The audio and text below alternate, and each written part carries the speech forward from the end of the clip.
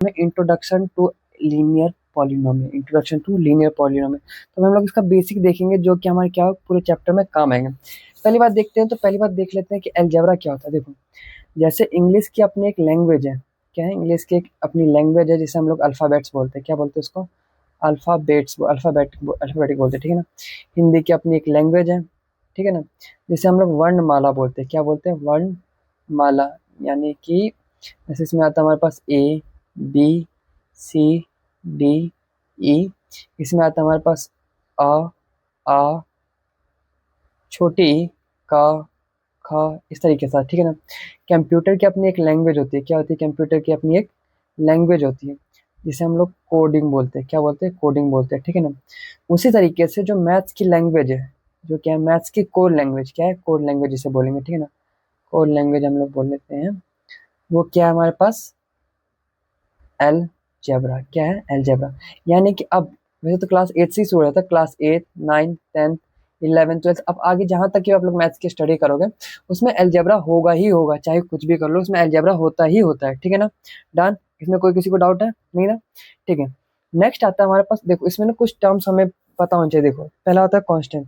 Constant क्या होता है? एक फिक्स नंबर होता है। क्या होता है? एक फिक्स्ड नंबर होता है, ठीक है ना, जो कभी भी क्या नहीं होता है? चेंज नहीं होता, जो चेंज नहीं होता है, चेंज नहीं होता है, ठीक है, चेंज नहीं होता है। जैसे कि एग्जांपल के लिए मैं आपको बताता हूँ, तो एग्जांपल के लिए जैसे हो गया कि 4, 5, 6, 9, 12, 13, ठीक है ना। देखो, जो हमारे पास कांस्टेंट जो है वो क्या हो सकता है? पॉजिटिव हो सकता है, ठीक है, नेगेटिव भी हो सकता है, जीरो भी हो सकता है, ठीक है, फ्रैक्शन में भी हो सकता है, और यहाँ तक कि क्या हो सकता है? डेसिमल भी हो सकता है। क्या हो सकता है?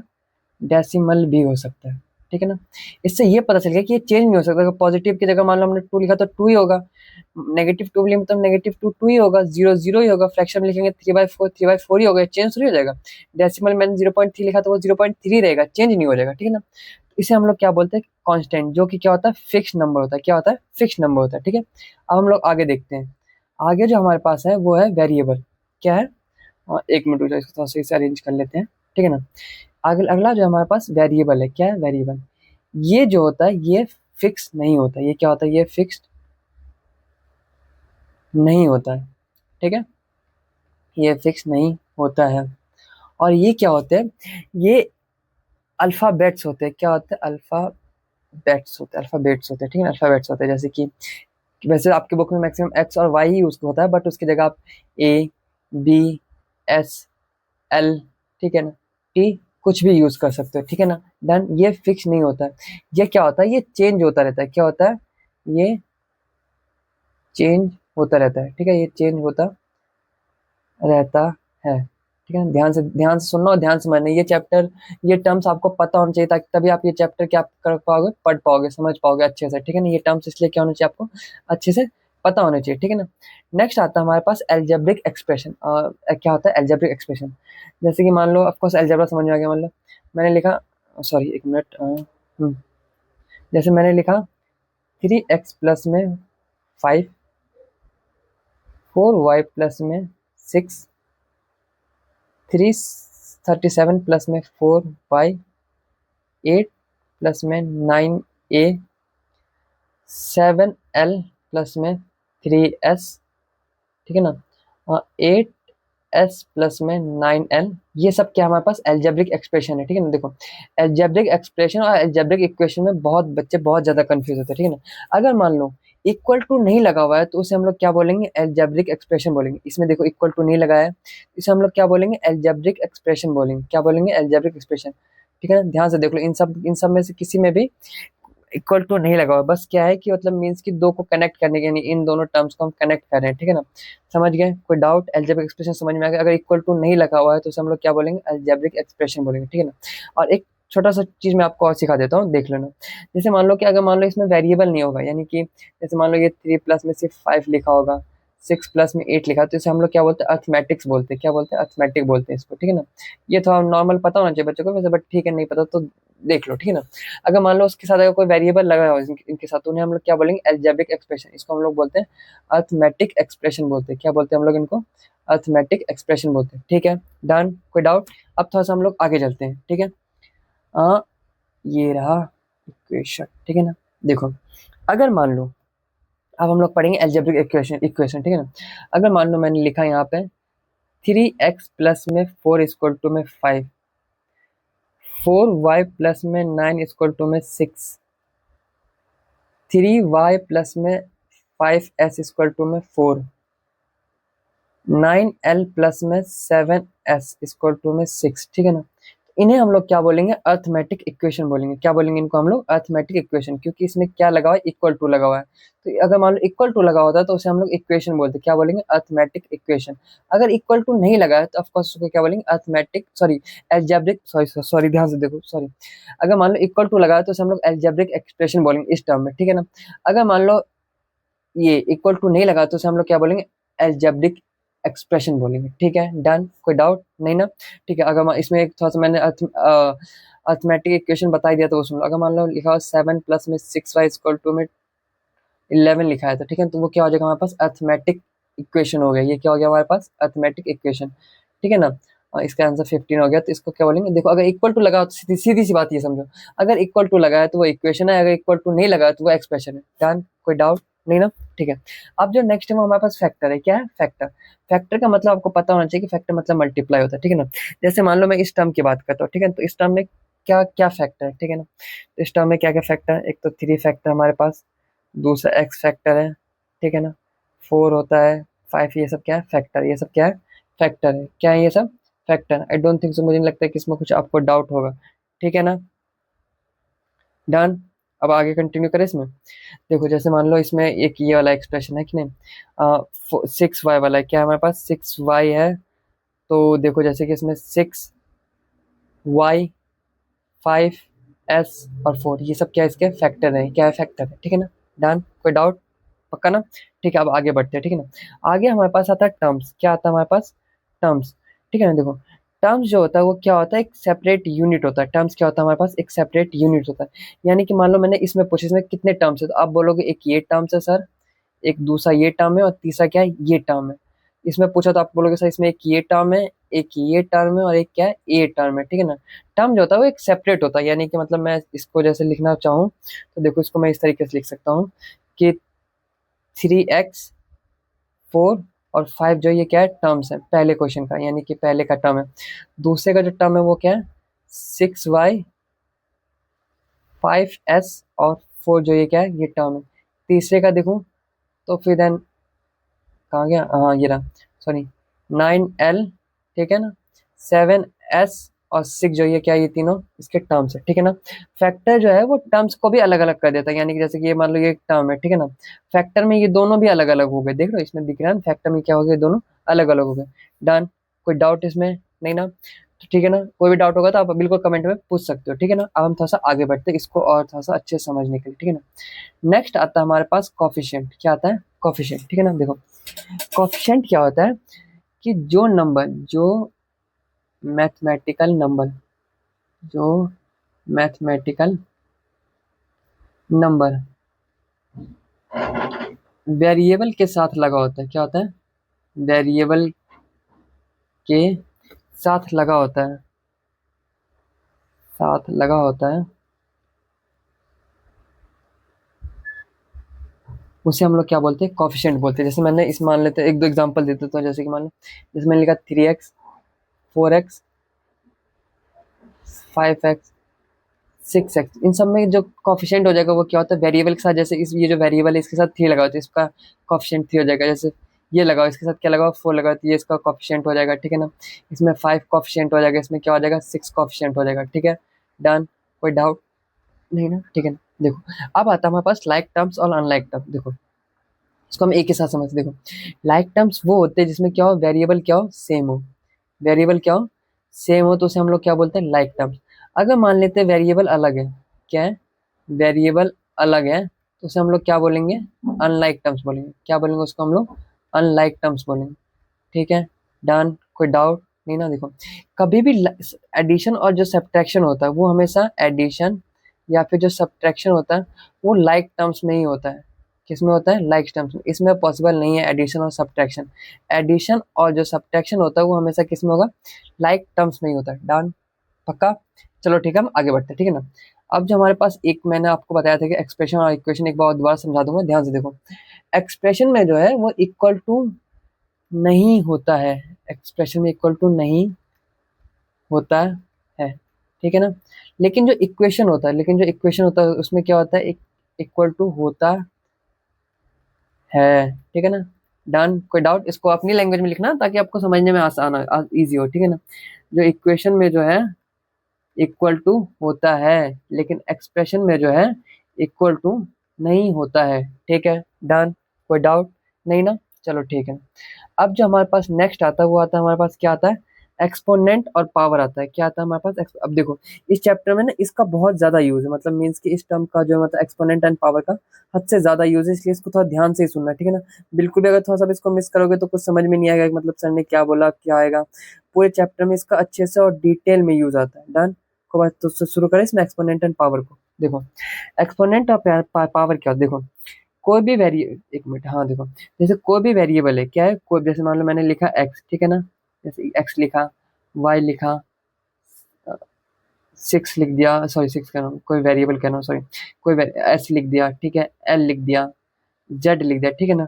डन, ये सब लिख दिया। देखो ये अपने आप को कितनी बार मर्ज, जैसे इसको मैंने लिखा 2 3 4 5 6, कोई वेरिएबल खुद को कितनी बार खुद से मल्टीप्लाई करता है, खुद से क्या करता है? मल्टीप्लाई करता है, उसे हम लोग बोलते हैं एक्सपोनेंट या फिर पावर। कोई भी वेरिएबल खुद को कितनी बार खुद से मल्टीप्लाई करता है उसको हम लोग क्या बोलते हैं?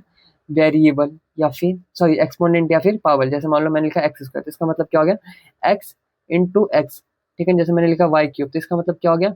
Y into Y into Y. जैसे मैंने लिखा S4, एस की power 4, S into S into S into S, ठीक है ना।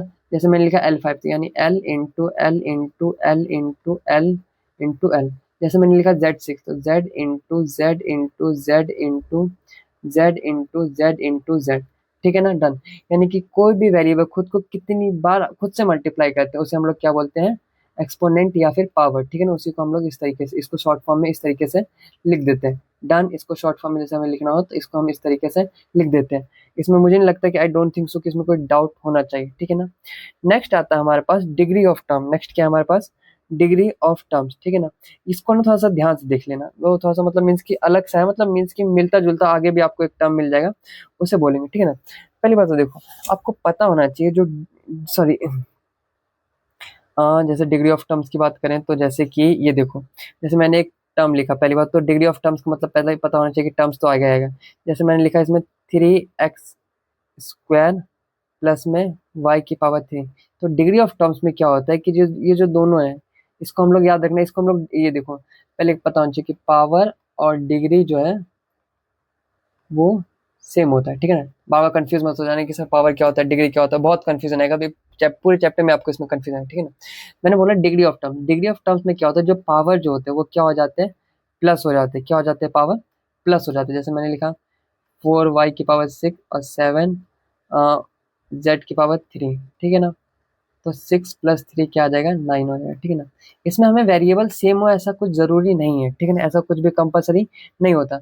बट डिग्री ऑफ टर्म का मतलब यही है कि इसके जो पावर्स होते हैं वो क्या होते हैं? आपस में प्लस हो जाते हैं। पावर आपस में क्या हो जाते हैं? प्लस हो जाते हैं। डन, समझ गए? कोई डाउट? ठीक है ना। अब देखो नेक्स्ट आता है हमारे पास डिग्री ऑफ पॉलिनोमियल। ये देखो ये सबसे अच्छा है। देखो पॉलिनोमियल की सभी टर्म्स में जिस टर्म की डिग्री सबसे ज्यादा होती है, यानी कि मान ले जैसे पॉलिनोमियल तो आपको पता ही होगा ना। जैसे मैंने लिखा 4x स्क्वायर प्लस में 3x की पावर 2 प्लस में 6x की पावर 1, ठीक है ना। डन, जैसे मैंने ये लिख दिया, ठीक है ना। अब देखो इसमें डिग्री किस तरीके से हो, देखो जैसे इसकी जो डिग्री होगी हमारे पास क्या होगी? 2 होगी। इसकी जो डिग्री होगी हमारे पास ये भी 2 हो गया, इसकी जो डिग्री होगी इसे क्या होगी? 1, ठीक है ना। अब देखो वैसे तो डिग्री ऑफ पॉलिनोमियल जब भी पूछेगा तो वहाँ पे अलग अलग देगा, जैसे हम लोग इसको 3 बना लेते हैं, ठीक है ना। तो यहाँ पे क्या आ जाएगा, 3 आ जाएगा, ठीक है ना।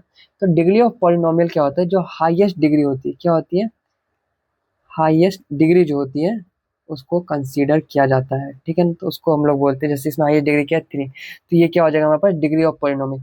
यानी कि एक पॉलिनोमियल में सबसे जो हाईएस्ट है नंबर है, सबसे जो हाईएस्ट पावर है, यानी फिर एक्सपोनेंट है या फिर डिग्री बोल लेते हैं, ठीक है ना, उसको हम लोग क्या बोलते हैं, डिग्री ऑफ पॉलिनोमियल बोलते हैं। क्या बोलते हैं उसको हम लोग, डिग्री ऑफ पॉलिनोमियल बोलते हैं, ठीक है।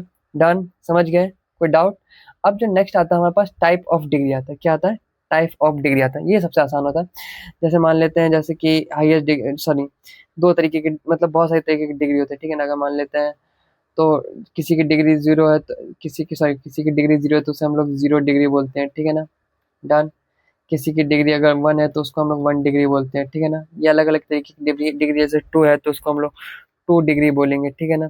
3 है तो क्या हो जाएगा, 3 डिग्री हो जाएगा, ठीक है ना। डन। मुझे नहीं लगता, आई थिंक इसमें आपको कोई डाउट होना चाहिए, ठीक है। डन, समझ गए। तो यह इसको क्या बोलते हैं हम लोग, टाइप ऑफ डिग्री बोलते हैं, ठीक है ना। अगर मान लो किसी की डिग्री मतलब 4 है तो उसको हम लोग 4 डिग्री बोल देंगे, ठीक है ना, 4 डिग्री। किसी की डिग्री अगर 5 है तो उसको हम लोग क्या बोलेंगे, 5 डिग्री बोल देंगे, ठीक है ना। डन, इसमें कोई डाउट नहीं है ना, ठीक है। अब देखो तो हम लोग पढ़ेंगे अब इंट्रोडक्शन, आई थिंक, हाँ ठीक है ना, अभी यहीं तक है। बट अभी हम और भी चीज़ इसमें पढ़ेंगे, मैंने ऑफकोर्स वो लिखा नहीं है, ठीक है ना। देखो अब हम लोग पढ़ने वाले हैं पॉलिनोमियल के बारे में, किसके बारे में पढ़ने वाले हैं, हाँ, पॉलिनोमियल के बारे में पढ़ने वाले हैं। किसके बारे में पढ़ने वाले हैं, पॉलिनोमियल के बारे में, ठीक है ना। देखो पॉलिनोमियल जो है वो बहुत ही ज़्यादा आसान और मतलब मीन्स कि आप एक कॉन्सेप्ट यानी एक डेफिनेशन की तरह देखो। पॉलिनोमियल जो है वो एल्जेब्रिक एक्सप्रेशन होता है। पॉलिनोमियल क्या होता है, एल्जेब्रिक एक्सप्रेशन होता है, जिसमें वेरिएबल की पावर 0 या पॉजिटिव या होल नंबर होती है। यानी देखो जो हमारा वेरिएबल होता है, ठीक है ना, ये देखो जो वेरिएबल होता है, जैसे कि मान लिया हम लोगों ने एक्स है, वाई है या फिर जेड है, ठीक है ना। ये पहली बात तो पॉजिटिव होल नंबर ही हो सकता है, ठीक है ना। क्या हो सकता है, पॉजिटिव होल नंबर ही होने से हो सकता है। ये नहीं कि जैसे एक्स की पावर -3 हो गया, ऐसा कुछ भी नहीं होगा, ठीक है ना। पॉलिनोमियल में ऐसा नहीं होता। डन, कोई डाउट, अच्छा समझ गए, पक्का। तो अब हम आगे कंटिन्यू करें। देखो जैसे मैं आपको एक समझाता हूँ, ठीक है ना। देखो इसका मतलब है, अगर मैं पॉलिनोमियल की बात करूँ तो जैसे कि मैंने लिखा एक्स प्लस में 5, ठीक है ना, 2x² प्लस में 3x+7, ठीक है ना। एक और लिखते हैं तो 4x³ -5x+9। देखो पहली बात तो मैंने कहा ना, पॉलिनोमियल में वेरिएबल होता है, यानी कि वेरिएबल है, और इसकी जो पॉजिटिव होल नंबर होता है, क्या होता है, एक पॉजिटिव होल नंबर, यानी x की पावर 1 ही है, इसकी पावर 2 ही है, इसकी पावर 1 है, इसकी पावर 3 है, इसकी पावर 1 हो जाएगी, कुछ भी नहीं है तो इसकी पावर तो ऑफकोर्स नहीं है तो 0 ही हो जाएगी, ठीक है ना। डन, ये सब क्या होते हैं, पॉलिनोमियल होते हैं। क्या होते हैं, पॉलिनोमियल। अब देखो पॉलिनोमियल होने के कुछ कंडीशंस होते हैं, ठीक है ना। एक मिनट में इसको अगर नोट करना है तो नोट कर सकते हो, मैं एक मिनट इसको इरेज कर देता हूँ, ठीक है ना। पॉलिनोमियल होने के कुछ कंडीशंस होते हैं, इसको थोड़ा ध्यान से देख लेना, ठीक है ना, क्योंकि ऑफकोर्स आपको पूछेगा कि पॉलिनोमियल होने के क्या क्या कंडीशन, तो आपको पता होना चाहिए, ठीक है ना। मैं एक एक करके लिखता हूँ, ठीक है ना। देखो पहली बात तो पॉलिनोमियल में क्या होता है कि पावर जो है, यानी कि जो पावर मैंने अभी लिखा ना, पावर कभी भी नेगेटिव नहीं हो सकता है, नेगेटिवली नहीं होगा, ठीक है ना। पावर जो होगा, जो पावर होगा वो कभी भी किस में नहीं होगा, फ्रैक्शन में नहीं हो सकता। किस में नहीं हो सकता, फ्रैक्शन में नहीं हो सकता, ठीक है ना। कभी भी जो होता है वेरिएबल डिनोमिनेटर नहीं होगा, यानी कि मीन्स कि जो वेरिएबल डिनोमिनेटर में नहीं होता, यानी कि जो वेरिएबल है, यानी कि जैसे 1 प्लस में एक्स नहीं हो सकता या फिर 1 प्लस में वाई, ये सब नहीं हो सकता, ठीक है ना। जो वेरिएबल जो है कभी भी डिनोमिनेटर में नहीं हो सकता, न्यूमिनेटर में हो सकता है लेकिन वो डिनोमिनेटर में नहीं हो सकता। डन। और चौथा जो इसमें एक रूल होता है, मतलब रूल जो है वो क्या है, कॉफिशिएंट कोई भी रियल नंबर हो सकता है, यानी कि जो कॉफिशिएंट जो है, कॉफिशिएंट की बात करेंगे, कॉफिशिएंट कोई भी नंबर हो सकता है, नंबर हो सकता है। जैसे कि मैं देखूं तो मैं बताऊं, एक जैसे एक है, जैसे कि मैंने लिखा 2x लिख दिया या फिर -5x लिख दिया। माइनस इसका मतलब ये नहीं कि नहीं होगा, ऑफकोर्स होगा, मैंने बताया था ऊपर भी, ठीक है ना। डन, जैसे कि मतलब मैंने 1/2x लिख दिया या फिर 3.7x लिख दिया। डन, समझ गए। कॉफिशिएंट जो है, यानी कि यहाँ पे लगने वाले जो नंबर्स होंगे वो कोई भी हो, कुछ भी हो सकता है, इसके लिए कोई मतलब मीन्स की कुछ कैटेगरी नहीं है, ठीक है ना।